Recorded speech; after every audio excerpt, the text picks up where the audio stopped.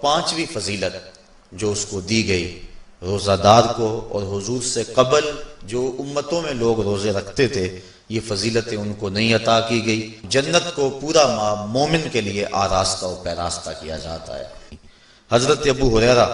رضی اللہ تعالی عنہ سے ایک روایت مروی ہے جس کو امام بخاری اور امام مسلم نے روایت کیا کہ آقا کریم علیہ السلام نے ارشاد فرمایا، قال اللہ عز وجل، اللہ جل شانہ ارشاد فرماتا ہے، کل عمل ابن آدم لہو، ابن آدم کا ہر عمل اسی کے لیے ہے، الا الصوم فانہ لی، ہاں مگر روزہ ہے جو وہ میرے لیے رکھتا ہے، وانا اجزی بہ، اور اس کی جزا میں اسے دوں گا، والصیام جنۃ، اور سیام روزہ ڈھال ہے، فاذا کان یوم صوم احدکم فلا یرفث ولا یصخب، فإن صابه أحد أو قاتله فليقل إني صائم إني صائم والذي نفس محمد بيده لخلوف فم الصائم أطيب عند الله من ريح المسك للصائم فرحتان يفرحهما إذا أفطر فرح بفطره وإذا لقي ربه فرح بصومه۔ تو فرمایا کہ جب کوئی شخص روزہ رکھتا ہے تو اس کا یہ عمل اللہ کے لیے ہے اور اللہ تعالیٰ اس کی جزا دے گا۔ روزہ ڈھال ہے، جب کوئی شخص روزہ رکھے تو وہ اس کے اندر کوئی اللہ کی نافرمانی نہ کرے، یہاں تک کہ اگر اس کو کوئی شخص گالی بھی دے تو وہ یہ کہے کہ میرا روزہ ہے، میں صائم ہوں، میں نے روزہ رکھا ہوا ہے، یہ کہہ کے لڑنے والے کو، الجھنے والے کو ٹال دے۔ حضور نے ارشاد فرمایا، مجھے قسم ہے اس رب کی جس کے قبضے میں محمد کی جان ہے، کہ روزہ دار کے معدے سے جو بو نکلتی ہے اللہ کو وہ مسک یعنی کستوری کی خوشبو سے زیادہ محبوب ہے۔ اور روزہ دار کے لیے دو خوشیاں ہیں، ایک خوشی اس کو اس وقت ملتی ہے جب وہ روزہ افطار کرتا ہے، اور دوسری خوشی اس کو اس وقت ملتی ہے جب اس روزے کے صلے میں اسے اپنے رب کا دیدار نصیب ہوگا۔ یہ بات ذہن میں رکھیں کہ اس دنیا پر سب سے بڑی دولت جو حضرت انسان کو دی گئی ہے وہ دولت ایمان ہے، اور قیامت کے دن سب سے بڑی دولت جو اہل ایمان کو دی جائے گی وہ اللہ تعالیٰ کا دیدار ہوگا۔ جنت کے حور و قصور، جنت کے محلات، جنت کی اعلی نصب نعمتیں، دنیا کی کوئی دولت اور دنیا کی کوئی نعمت جنت کی کسی نعمت کا مقابلہ نہیں کر سکتی، لیکن جنت والے جنت میں جا کر جس نعمت کو سب سے بڑا سمجھیں گے، اور وہ ہوگی بھی حقیقت میں سب سے بڑی نعمت، ایسی نعمت کہ اس نعمت کے ملنے پہ باقی ساری نعمتوں کو بھول جائیں گے، وہ یہ ہے کہ رب اپنے رخ کرم سے پردہ ہٹا دے گا اور ان کو اپنا دیدار عطا فرما دے گا۔ تو یہ سب سے بڑی دولت جو مومن کو آخرت میں نصیب ہوگی یہ روزے کے صلے میں نصیب ہوگی، یہ روزے کا وہ ثمر ہے، یہ روزے کا وہ پھل ہے جو اللہ اہل ایمان کو قیامت کے دن عطا فرمائے گا۔ عاجزی بہی کا معنی ہے کہ اس کی میں جزا دوں گا۔ ایک روایت میں آتا ہے کہ جو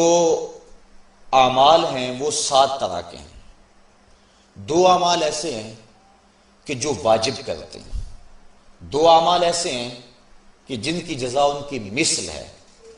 اور ایک عمل ایسا ہے کہ جس کی جزا 10 گنا ہے، اور ایک عمل ایسا ہے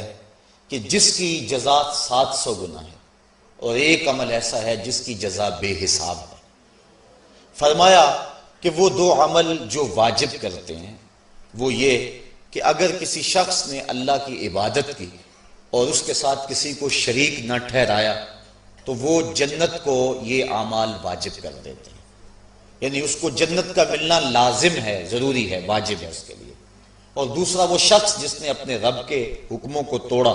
یہاں تک کہ اس کے ساتھ کسی کو شریک ٹھہرایا، اس کے اوپر جہنم واجب ہے۔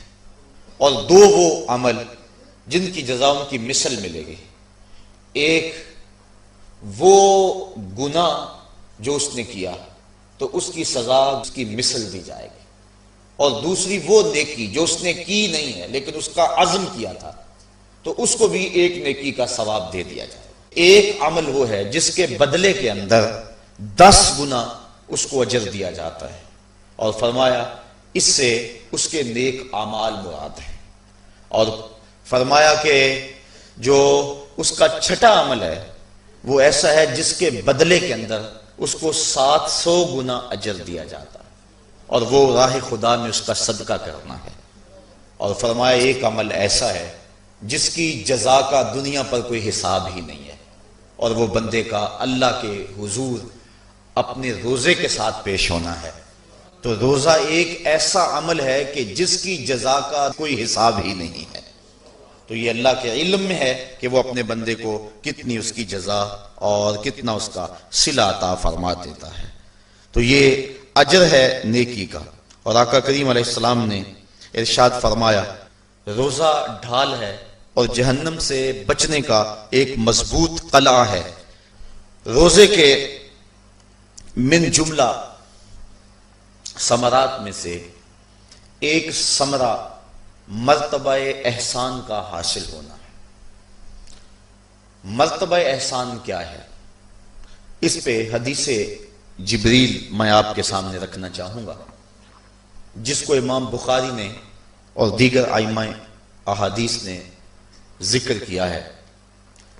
مسجد نبوی کا ماحول تھا، مدینہ شریف کی فضائیں تھیں، صحابہ حضور کی صحبت میں جلوہ فراز تھے،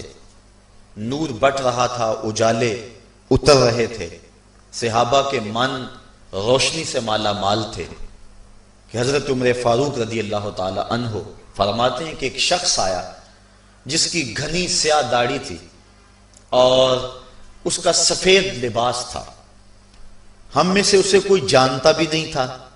لیکن اپنے وجود کی تر و تازگی کی وجہ سے وہ مسافر بھی دکھائی نہیں دیتا تھا، کیونکہ مسافر ہوتا تو آثار سفر اس کے بدن سے ظاہر ہوتے،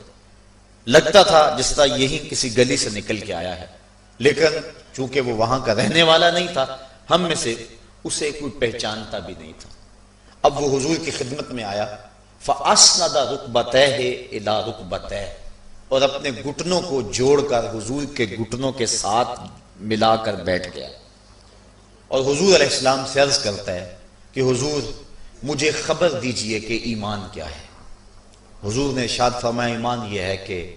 تو اللہ پر ایمان لائے، اس کے رسول پر ایمان لائے، پچھلی کتابوں پہ ایمان لائے، اچھی بری تقدیر پہ ایمان لائے، فرشتوں پہ ایمان لائے، بتایا حضور نے۔ تو اس نے کہا صدقتا، آپ نے سچ کہا۔ کہتے ہیں ہمیں بڑا تعجب ہوا کہ خود ہی سوال کرتا ہے اور خود ہی تائید کر دیتا ہے۔ پھر کہنے لگا اسلام کیا ہے؟ تو حضور علیہ السلام نے فرمایا اسلام یہ ہے کہ تو نماز پڑھے، روزہ رکھے، حج کرے، زکوٰۃ ادا کرے، اراکین اسلام اس کو بیان کیے۔ کہنے لگا آپ نے سچ کہا۔ کہتے ہیں ہمیں پھر تعجب ہوا کہ خود ہی ایک بات کہہ رہا ہے اور خود ہی پھر اس کی تصدیق کر رہا ہے۔ کہتے ہیں پھر وہ پوچھتا ہے مل احسان، حضور احسان کیا ہے؟ تو حضور علیہ السلام نے جواباً فرمایا ان تعبد ربک کأنک تراہ، احسان یہ ہے کہ تو اللہ کی عبادت اس طرح کرے کہ گویا تو اسے دیکھ رہا ہے، اور اگر یہ کیفیت تجھے نصیب نہیں ہوتی تو کم از کم یہ کیفیت نصیب ہو جائے کہ وہ تجھے دیکھ رہا ہے۔ تو وہ کہنے لگا ہاں آپ نے سچ کہا۔ پھر اس کے بعد اس نے قیامت کی کچھ نشانیوں کے بارے میں سوال کیا، تو حضور علیہ السلام نے جواب مرحمت فرمائے۔ جب وہ شخص اٹھ کے چلا گیا تو حضور نے فرمایا عمر جانتے تھے یہ شخص کون ہے؟ کہا اللہ و رسولہ عالم، اللہ اس کا رسول خوب جانتا ہے۔ فرمایا ھذا جبریل، یہ جبریل امین تھا اور تمہیں تمہارا سکھانے کے لیے آیا تھا۔ جبریل نے جب امت کو دین سکھایا تو سب سے پہلے یہ بات سکھائی کہ حضور کی چوکھٹ میں بیٹھنے کا ادب کیا ہے۔ دونوں گھٹنے بچھا کر وہ اس طرح حضور کی چوکھٹ میں ادب کے ساتھ بیٹھا، اور اس کے بعد حضور سے اس نے سوالات کیے۔ تو فرمایا یہ جبریل امین تھے جو تمہیں تمہارا دین سکھانے کے لیے آئے تھے۔ تو جبریل امین نے جو دین سکھایا، جو چیزیں پوچھی وہ 3 چیزیں تھیں، ایمان کیا ہے، اسلام کیا ہے اور احسان کیا ہے۔ تو احسان تیسری چیز ہے جس کو ہم اپنی زبان کے اندر تصوف کہتے ہیں۔ جس کو ہم طریقت کا نام دیتے ہیں، تو اس کو درجہ احسان یا مرتبہ احسان کہا جاتا ہے، اور یہ دین کی روح ہے۔ جو لوگ طریقت کا انکار کرتے ہیں وہ دین کی روح کا انکار کرتے ہیں۔ تو حضور علیہ السلام نے جو طریقت بیان فرمائی وہ یہ تھی کہ اللہ کی عبادت تو اس طرح کرے کہ جس طرح تو اسے دیکھتا ہے۔ اگر یہ کیفیت مل جائے تو سبحان اللہ، لیکن اگر یہ کیفیت نہیں ملی تو کم از کم یہ کیفیت تو ملے کہ وہ مجھے دیکھ رہا ہے، اور اگر یہ کیفیت بھی مل جائے کہ وہ مجھے دیکھ رہا ہے تو بتائیے کہ پھر انسان کی زندگی میں کتنا سرور آ جائے گا کہ جب وہ نماز کے لیے کھڑا ہو تو اس تصور میں ڈوب جائے کہ میرا مالک تو مجھے دیکھ رہا ہے، تو پھر نماز کا کتنا سرور آ جائے گا اس کو۔ اور جب وہ کوئی اور نیک عمل کر رہا ہو تو اس تصور میں ڈوب جائے کہ میرا مالک میرے اوپر نگاہ لطف فرما رہا ہے، تو پھر اس کی کیفیت کا عالم کیا ہوگا۔ تو پہلی کیفیت کہ تو اسے دیکھ رہا ہے۔ حضرت علی المرتضیٰ رضی اللہ تعالی عنہ سے کسی نے پوچھا جس رب کی عبادت کرتے ہو کیا اس کو کبھی دیکھا بھی ہے؟ تو حضرت علی المرتضیٰ نے جواباً کہا لم اعبد ربا لم اراہ۔ اے صاحب کبھی کبھی کی بات کیا کرتا ہے، علی تو اتنی دیر تک سجدے سے سر ہی نہیں اٹھاتا جب تک اس کے جمال جہاں آرا سے فیض یاب نہیں ہو جاتا۔ حضرت داتا گنج بخش علی حجویری علیہ رحمہ کشف الماجوب کے اندر ایک حدیث نقل کرتے ہیں کہ حضور علیہ السلام نے ارشاد فرمایا کہ فاقہ کشی اختیار کرو اور بھوک اور پیاس برداشت کرو، ممکن ہے کہ اس دنیا کے اندر تم اپنے دل کی آنکھوں سے اپنے رب کا مشاہدہ